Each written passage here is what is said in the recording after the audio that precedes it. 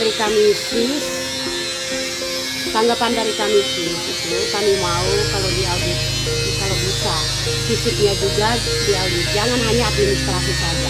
Sebab kalau untuk administrasi itu bisa, tetapi yang kami mau itu fisiknya. Sebab ada fisik pembangunan dari contoh dari desa dari 2017, 2018, 2019 sampai 2020, 2021. Kalau tidak tuntaskan bagaimana? Karena kan masyarakat banyak yang mengeluh bahwa fisik rumah yang rehapan dan itu kadang tidak selesai, tidak dituntaskan oleh kepala desa.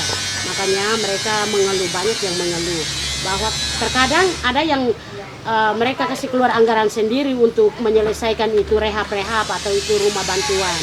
Karena RAPS juga kami masyarakat tidak tahu. Oke, Mama di desa mana ini? Saya dari Desa Weain, Kecamatan Rinhat. Oke, dari Desa Weain, Kecamatan Rinhat. Mama salah satu penerima rumah bantuan juga? Saya tidak terima karena selama ini kepala desa hanya kasihnya untuk keluarga saja. Oke. Hanya keluarga saja. Berarti selama ini hanya istilahnya memantau saja ya di desa. Nah, berarti tadi masukan untuk pemerintahan ya, pemerintahan Kabupaten Melaka.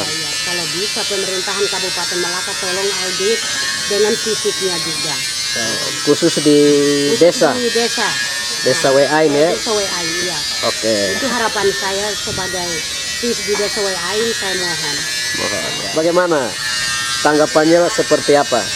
Tanggapannya jangan periksa hanya ini apa saja, administrasi saja, fisiknya juga. Oke, berarti sama ya? Sama. Oke, baik, terima kasih. Bapak Bupati mengaudit seluruh desa di Kabupaten Melaka ini, saya setuju. Pertama, untuk membangun Kabupaten Melaka ini, jadi semua koruptor harus dibasmi. Ya, berarti harus tuntaskan. Ya, harus tuntaskan. Dan saya sebagai sis khusus di Desa Biduk Poho menginginkan supaya audit Desa Biduk Poho jangan hanya lewat administrasi saja. Karena selama dia menjabat sebagai desa selama 5 tahun tidak pernah ada rapat desa.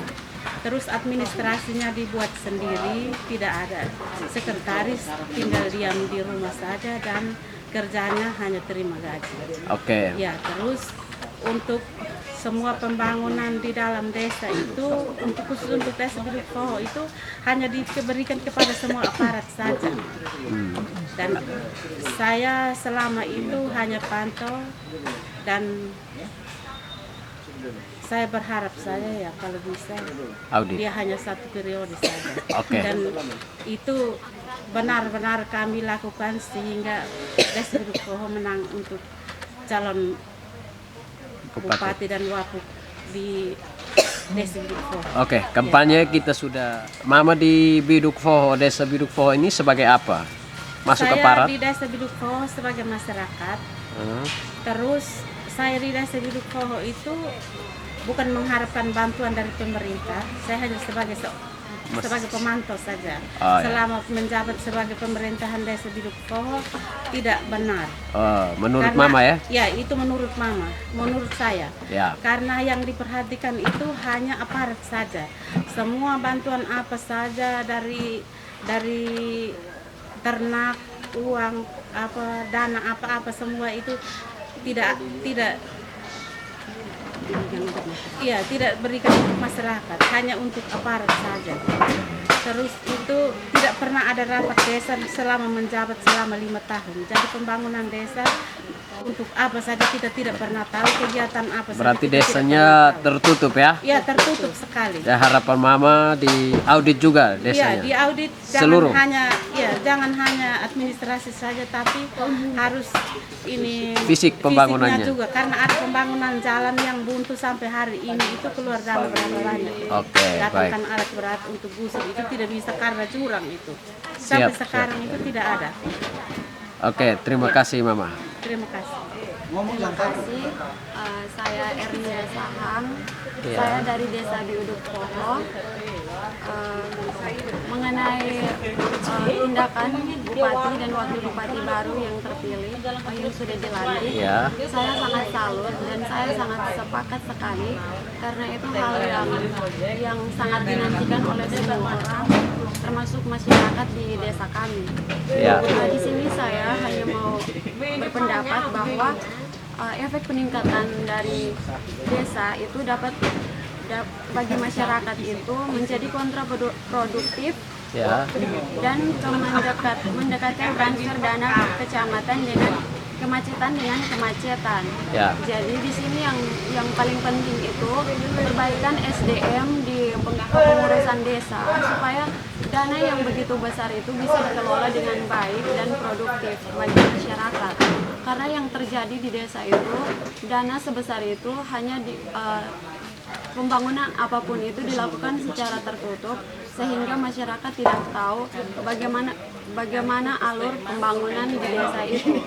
Jadi sekalian merubah pola politik di desa yang seperti pendukung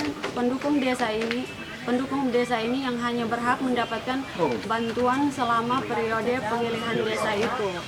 Jadi untuk masyarakat yang misalnya kontra dengan desa yang terpilih, mereka selama masa jabatan itu tidak akan mendapatkan hak apapun, walaupun memang sebenarnya mereka pantas untuk mendapatkan bantuan tersebut. Oke, adik nama siapa? Ernia Saham. Itu di Desa Biduk Poho ya? Di Desa Biduk Poho ini adik sebagai apa di situ? Saya sebagai pemantau saja karena kebetulan Masyarakat biasa. lulus sekolah. Oh ya, siap. Terima kasih.